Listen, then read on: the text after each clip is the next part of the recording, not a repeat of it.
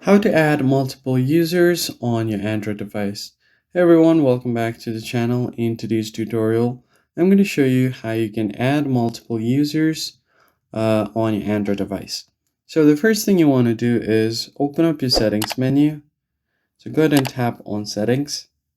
And then from here, you want to scroll down and find accounts and backups. So in some cases, it might be different. You might have to go over to your system option.